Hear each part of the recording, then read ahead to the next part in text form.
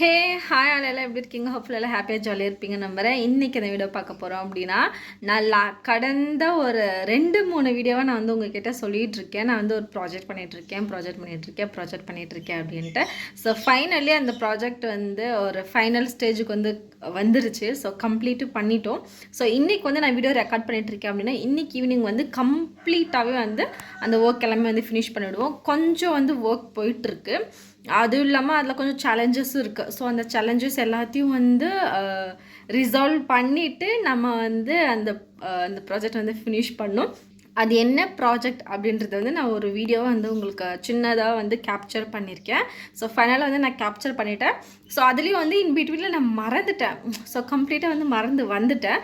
But இருந்தாலும் அதுக்கு நடுவுலையும் ஞாபகம் வந்து நான் போயிட்டு திரும்ப அந்த இடத்துக்கு போயிட்டு நான் அது எல்லாத்தையும் கேப்சர் பண்ணியிருக்கேன். நான் அதை உங்களுக்கு காமிக்கிறேன். ஸோ அது வந்து உங்களுக்கு சில்லியாக தெரியலாம் மேபி. ஸோ அது பட் எனக்கு வந்து அது ரொம்ப பெரிய ப்ராஜெக்ட். ஓகேங்களா? ஸோ அதை ஆட் பண்ணுறேன். ஸோ நீங்கள் செக் பண்ணி பாருங்கள். ஓகேங்களா?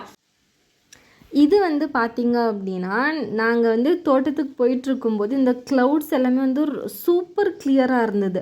ஸோ பார்க்கவே எவ்வளோ பியூட்டிஃபுல்லாக இருந்துச்சு அப்படின்னா, அது என்னால் வந்து வர்ணிக்க முடியல. ஸோ அந்தளவுக்கு பியூட்டிஃபுல்லாக இருந்தது. ஸோ இந்த மாதிரி பார்க்குறது எல்லாமே வந்து ரொம்ப ரேரு. அதாவது நான் இப்போது அங்கே ஊரில் வந்து அவைலபிளாக இல்லாததுனால ஸோ இந்த மாதிரி பார்க்கும்போது எல்லாமே எனக்கு ரொம்ப ரொம்ப பிடிக்கும். ஸோ அதனால் கேப்சர் பண்ணி வச்சுப்பேன். ஸோ ஒரு சில வீடியோஸில் வந்து இந்த மாதிரி நான் ஆட் பண்ணுறேன் அப்படின்னா, அது என்னோடய பர்சனல் யூஸ்க்காக.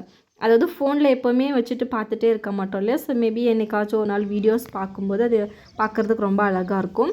ஸோ இப்போ பார்க்குறீங்க பார்த்தீங்களா, இதுதான் வந்து நான் ஸ்டார்ட் பண்ணியிருக்கிற ப்ராஜெக்ட்டு. ஸோ இது எல்லாமே வந்து ஸ்ப்ரிங்க்லர்ஸு.